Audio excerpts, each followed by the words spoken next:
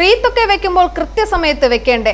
ഇതൊക്കെ വർഷങ്ങൾക്ക് മുമ്പേ വെക്കേണ്ടതായിരുന്നു. പാലാ റിവർ വ്യൂ റോഡിന്റെ റീത്ത് വെച്ച് പ്രതിഷേധം നടത്തിയതിനെ കുറിച്ച് മാണി സി കാപ്പൻ MLA പ്രതികരിക്കുന്നു. പാലാ റിവർ വ്യൂ റോഡിൽ ഏതോ സ്നേഹിതർ റീത്ത് വെച്ചു എന്ന് പറഞ്ഞു.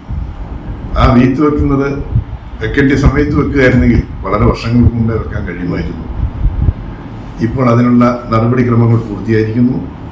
6 മാസത്തിനുള്ളിൽ റോഡിൻ്റെ പണി ആരംഭിക്കും. അതിനുള്ള നടപടികൾ പൂർത്തിയായിട്ടുണ്ട്. അതുപോലെ തന്നെ കളരിയമ്മക്ക പാലം, അതിൻ്റെ നടപടികളും പൂർത്തീകരിച്ചിരിക്കുന്നു. 6 മാസത്തിനുള്ളിൽ സ്ഥലം അക്വിസിഷൻ തീർത്ത് അതിൻ്റെയും പണികൾ ആരംഭിച്ചിരിക്കും. പിന്നെ ബൈപ്പാസ് റോഡ്, ആ ബൈപ്പാസ് റോഡിൻ്റെയും നടപടിക്രമങ്ങൾ പൂർത്തിയായിരിക്കുന്നു. എത്രയും പെട്ടെന്ന് 1 വർഷത്തിനുള്ളിൽ ആ പണിയും പൂർത്തിയാക്കാൻ കഴിയും എന്നൊരു വിശ്വാസമുണ്ട്.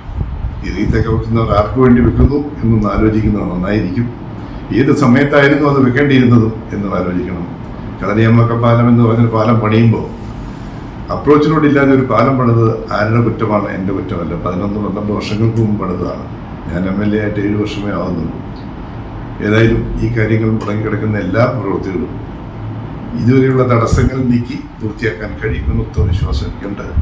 അതുപോലെ തന്നെ കടപ്പുറ പാലം, അതും അടിയന്തരമായി പണി ആരംഭിക്കുന്നതാണ്. നോട്ടിഫിക്കേഷൻ ആയി കഴിഞ്ഞു.